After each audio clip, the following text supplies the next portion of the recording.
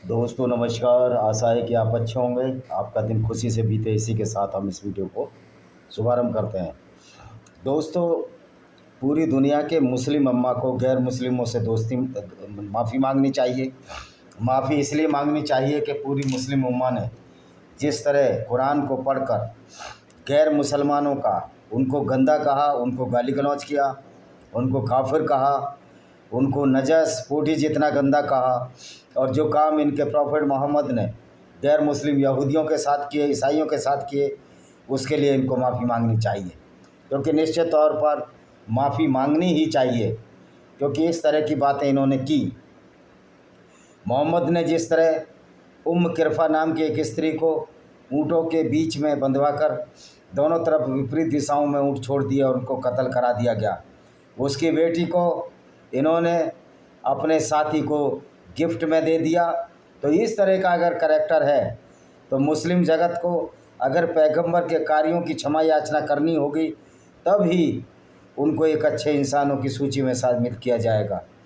क्योंकि इस्लाम के विचारधारा के फलस्वरूप मुसलमानों ने जो जुल्म गैर मुस्लिमों पर ढाए, उसका हिसाब कहीं नहीं मिलता है। ऐसी आइडियोलॉजी जिसने कि गैर मुस्लिम औरतों, खासकर इंडिया में हिंदू औरतों के साथ बलात्कार करवाए, और जिसकी वजह से भारतीय हिंदू नारियों को, राजपूत नारी या अन्य जाति की जो हिंदू नारियों को जौहर करना पड़ा, जल जौहर करना पड़ा।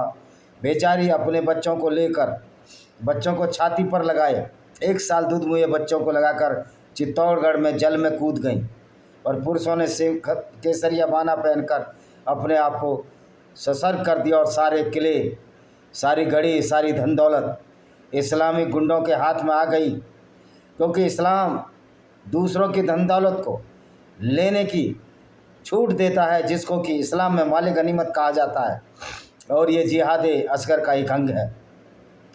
जो शाहरुख खान ने बोला था कि हमारे यहाँ जिहाद का मतलब अपनी आत्मा की शुद्धि है, तो देखिए शाहरुख खान ने कितनी चालाकी से गैर मुस्लिमों को मूर्ख बनाने की कोशिश की।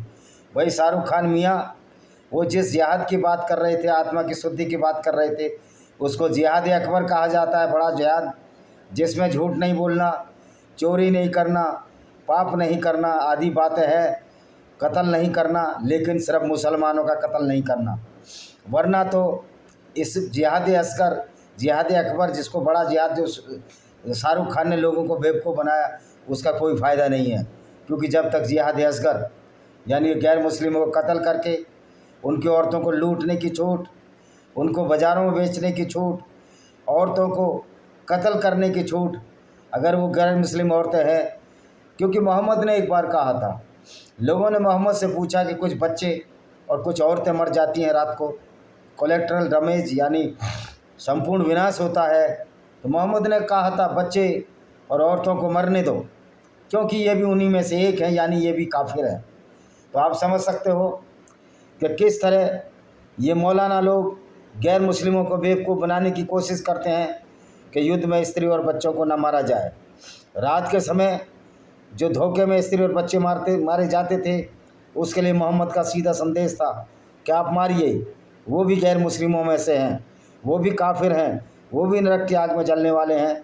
तो ये था मोहम्मद का करैक्टर, जिसकी वजह से सारी मुस्लिम उम्मा को गैर मुस्लिम काफिरों से माफ़ी मांगनी चाहिए। दूसरी बात यह है, ये कुरान का अल्लाह रे पैगंबर कौन होता है जो हमको माफ़ करेगा, और कौन होता है जो हमको जहन्नुम और जन्नत में डालेगा।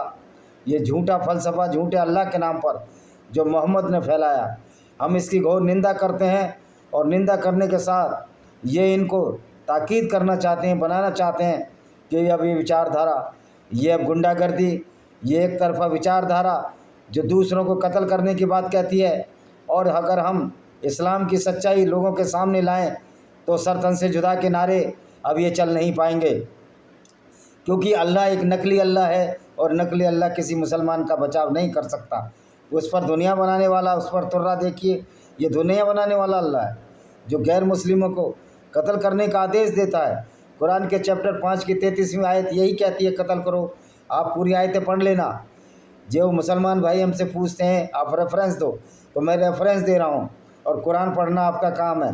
मेरा काम तो कुरान पढ़कर उसकी गलतियों को आपके सामने उजागर करना है और ये बताना है कि किस तरह इस्लाम एक गैर मुस्लिमों के खिलाफ, मानवता के खिलाफ एक फुल टू फुल गुंडागर्दी है, जिसका मुकाबला बड़े ज़ोर से किया जाना चाहिए। मेरा मुसलमानों से, पाकिस्तानी मुस्लिम भाइयों से निवेदन है कि आप ये चाहोगे, आपके हिंदुओं से कैसे भाईचारा हो सकता है जो पाकिस्तान में रहने वाले हिंदू हैं।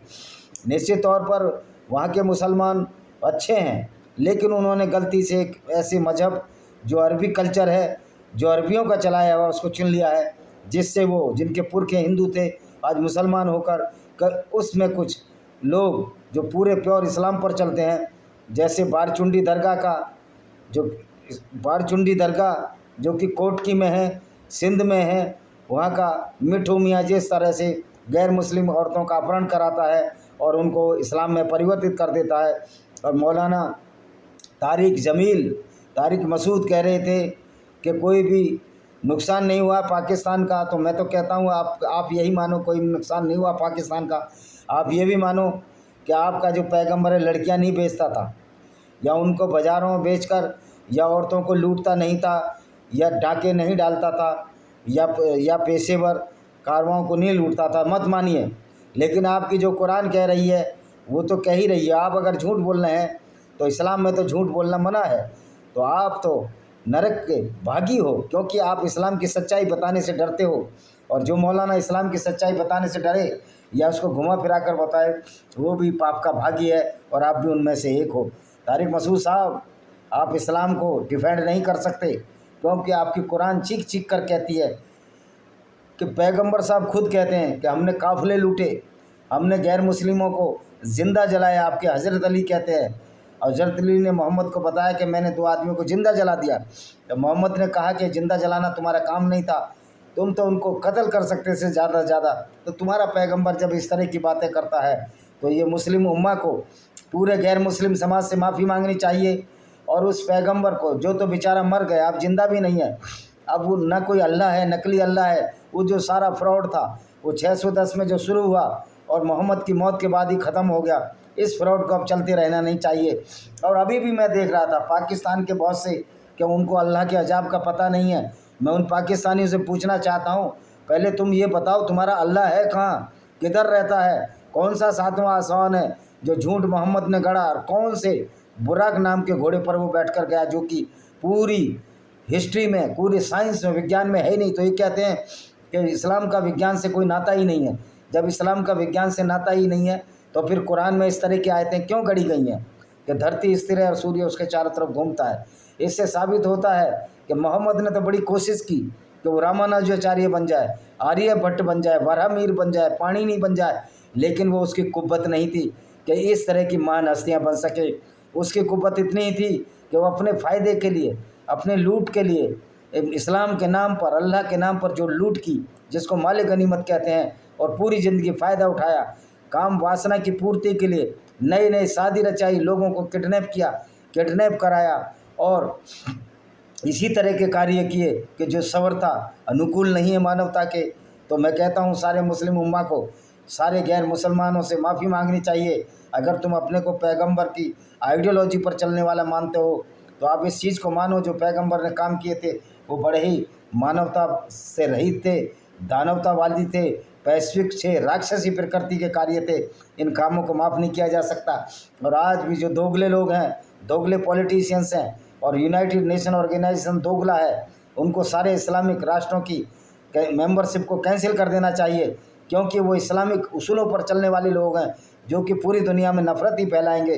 गो कि प्रैक्टिकल में सऊदी अरब और यूनाइटेड अमीरात और बहुत सारे इस्लामिक कंट्री नफ़रत नहीं फैला रहे हैं, लेकिन क्या भरोसा कि कब उनका दिमाग सनमक जाए, कब उनके दिमाग में वो इस्लाम की सच्चाई घुस जाए और उस सच्चाई को घुसकर वो वहाँ गैर मुस्लिमों को परेशान करने लगें।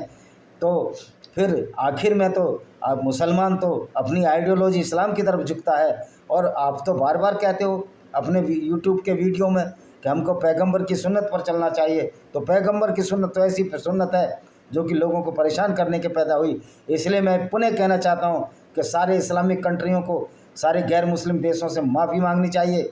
जो अक्षम्य अपराध इस्लाम की आइडियोलॉजी पढ़कर जो औरतों के साथ जो अपराध हुए, जघन्य अपराध हुए, हिंदू औरतों के साथ, ईसाई औरतों के साथ, यहूदी औरतों के साथ, उस हिसाब से आपके पैगंबर साहब किसी भी दृष्टि में क्षम्य नहीं है। उन्होंने अक्षम्य अपराध किया है और वो तो अब चले गए। उस अक्षम्य अपराध के लिए सारे इस्लामिक कंट्रियों को, गैर मुस्लिम देशों से माफ़ी मांगनी चाहिए कि जो गलती इस्लाम को पढ़कर उस पर कार्य करने से हुए, उसके लिए हम शर्मिंदा हैं।